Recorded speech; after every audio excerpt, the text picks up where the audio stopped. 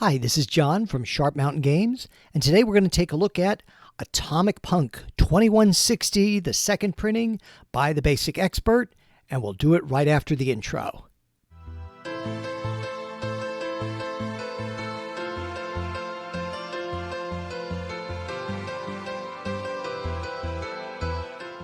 So here's Atomic Punk 2160, second printing, post-apocalyptic Atomic Punk OSR role-playing, and it's by the Basic Expert.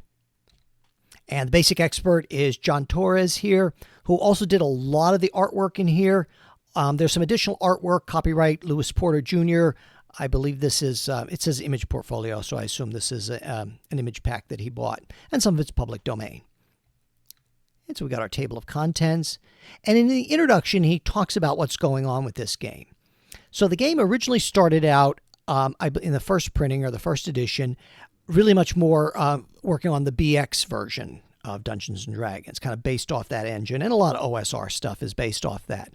But with the whole OGL problem earlier this year, he decided, no, let's strip all that out. Let's make the game unique. Cut ties with the giant corporation who he talks about the coastal wizard here in the introduction. And so it went from a 3d6 or roll a d20 to 2d10. But you're still going to find a lot of it is very OSR in its feel. So he talks about what it is, that it's a post-apocalyptic Holocaust world. That's a nice piece of artwork there.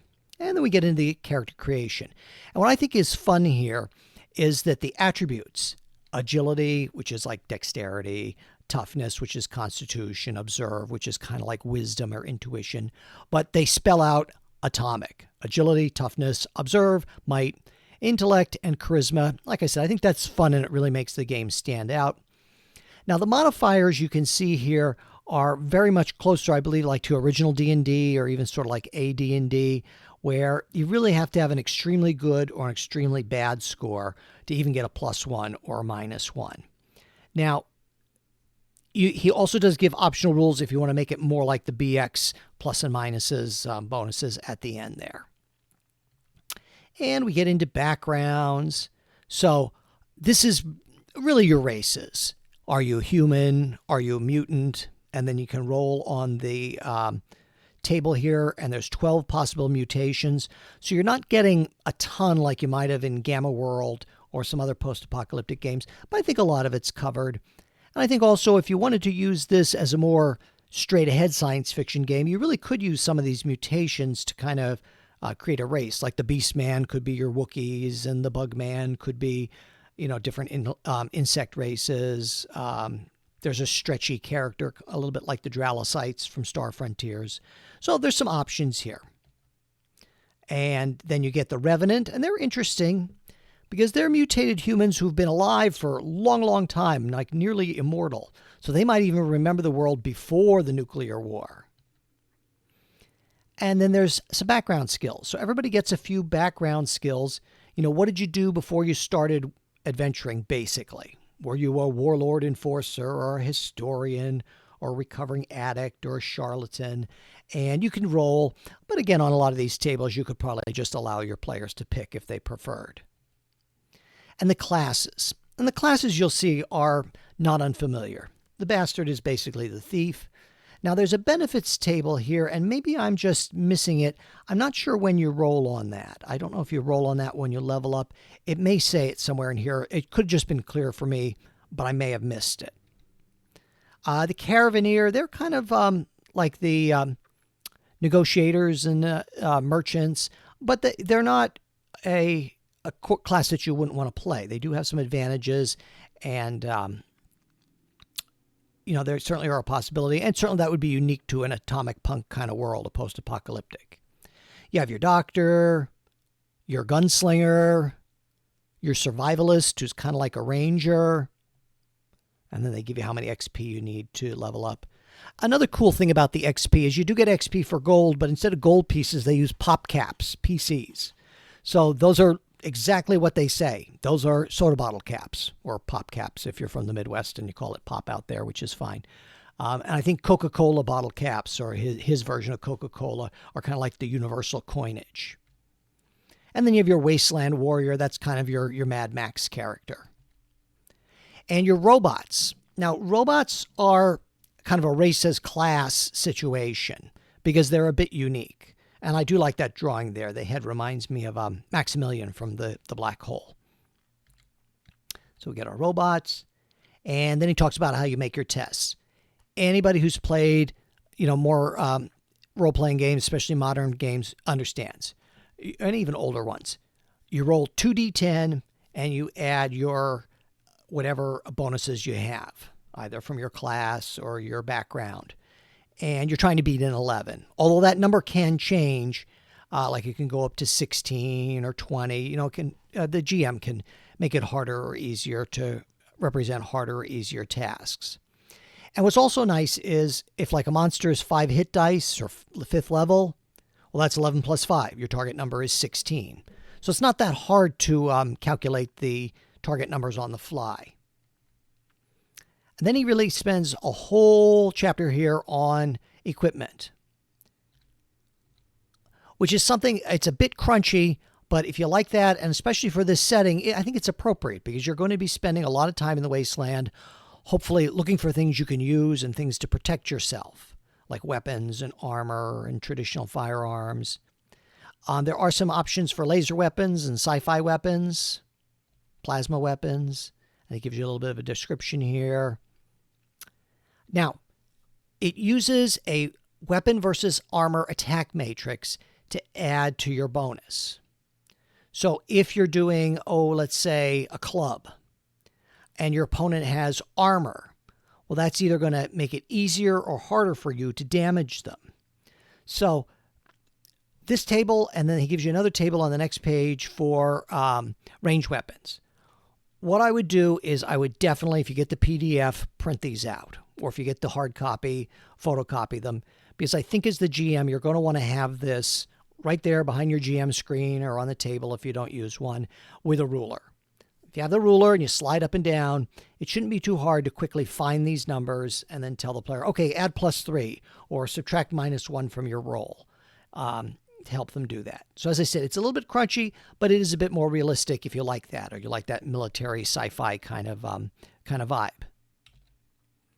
And then there are some ranged modifications too for the different weapons. Gets into basic adventuring gear, just like you'd have in any game, in a fantasy game, except you're going to need things like radiation medication and medistim. He also does talk about narcotics, that you could have somebody, either your own character or another, who's addicted to something. And if you wanted to bring that into your game, you could. And then we get into the adventuring rules, just like any standard kind of old school game. How do you open your doors? How long does it take to traverse the wilderness? And what if you get lost? And there's a number called radiation. And if your radiation exceeds your character's toughness score, the character can die. So you have to roll. So if you're exposed to a mild radioactive area, you roll 1d4, or if it's moderate.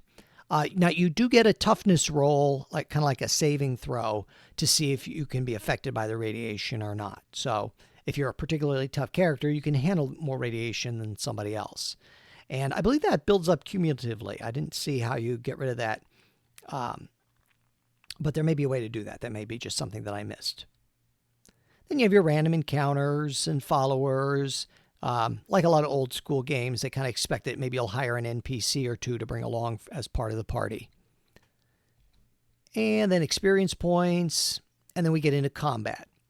Again, it's very similar to other games where you could have reaction rolls to see how the creatures or NPCs react.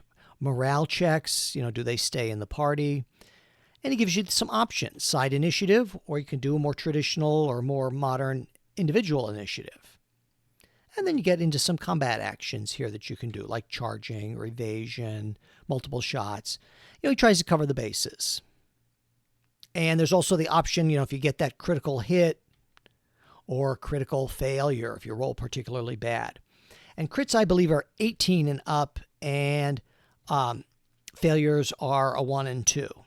And the reason for that is because when you're doing 2d10, you have to increase it because each step on 2d10 is not exactly 5% the way it is on a d20. It's not a linear, it's more of a bell curve. And we get into all these different combat options. What if you want to aim or you wrestle or grap? And, what would be complete without a missile grenade bounce here? So does it really hit where you plan it to? How to get back your constitution points, which are like your hit points. Then it gets into some vehicle rules, like how hard is the vehicle, how many hit points does it have. Hardness is basically the armor, maximum speed, size. So he's giving you plenty of rules, if you want to get in your souped up old car and fight like Mad Max. Now the enemies and foes, this is basically the monster manual. But he also states that you can certainly use almost monsters from almost any other OSR kind of game if you want to bring them in and just make them a little more atomic. Like the Umber Hulk from Dungeons and Dragons would be perfect in a setting like this. And he gives you a fair number of monsters and brain tyrants and carrion worms and crabmen. And I'm not going to go through them all. Your feral revenant is kind of like a zombie. And you get, some monsters. Not a ton of them maybe, but you're expected to add to this. Robots, so he gives you robots for that you might be able to fight. And he talks about here again, bringing in monsters from other games. Loot. And where you're going to get your gold and what you're going to do with it, or your pop caps. And how much things cost, too. If you want to try to, buy it somewhere, it might be a little bit tricky. Scrap. Now, this chapter I really liked because it was optional rules. It's the appendix. He says, okay, if you want to play it a little more BX, here's the modifiers to make it play a little more BX. And he also says this might be good for solo gaming because you may want your character to be a little bit tougher or get a little bit more bonuses. He gives you an option to make damage a little bit quicker where, on a die roll of 1 to 4 for damage, it does 1 point or basically 1 hit dice worth of damage. So a 5 hit dice monster, you have to hit it 5 times to take it out. Gives you the option for negative hit points if you want to make characters make it a little less deadly for people. Oracles and NPCs, So this is if you want to design your game or play it a little bit more sandbox. He gives you some tables to create your NPCs and some random stuff to roll it up. Or, of course, you could just pick from the chart. And then a random wasteland terrain generator, if you want that, and what kind of points of interest you might find when you're out in the wilderness. And a way to make some monsters and kind of to mix and match. And then he says, what armor type do they have? How do they appear? Movement and any special abilities. So, and that's very nice. You could even use that really with just, like I said, with just about any kind of even a fantasy game. If you want to say, add some things to and some new monsters yourself. And then how to determine XP for creatures. He gives you some little maps here, kind of like geomorphs if you want to put together an underground ruin. And then some more random tables for making your dungeons. And we're going to end with the character sheet. Again, I just love that it's atomic for the ability scores. And it gives you your weapons and your bonus, nice weapon chart down below, equipment over there to the left, and your background skills and abilities to the right. So let's wrap up and try to answer the question, should you consider buying this book? Well, a few reasons. If you want to support an independent creator, I can't think of a better option. The author here does all the writing and much of the illustration himself, so you're definitely supporting an independent creator rather than a giant, huge mega corporation that does not care about you. And I would also say it's very affordable. You can get the PDF on drive-thru for $9, and you can get the print at drive-thru and Lulu. Now, this is at the time I'm recording this for $14. And if you want a PDF and the print, I believe it's $16 on drive-thru. So I think the people who this is going to mostly appeal to are, do you want to play in a post-apocalyptic setting? Do you like video games like Fallout? Do you like the Mad Max movies? Maybe even Planet of the Apes. So that sort of setting, if that appeals to you, then this is a great possibility. And I'd also say you should consider buying it if in terms of your games, especially in terms of the weapons and the armor, you like a lot of crunch and you like a lot of detail, because it's definitely there for you if you are really into that. If you like a game like Fate, where it's a little bit more hand wavy on things like that, this may not be the game for you. So overall, I'd say, hey, at least go check it out, see if you like it. And thanks for watching. I have the links where you can find things in the description below, and we'll see you next time. And if you'd like to check out the titles from Sharp Mountain Games, you can see our 2 in-print adventures, The Dwarven Pickup Truck and The Sky Tree, at Amazon, Lulu, or drivethrurpg.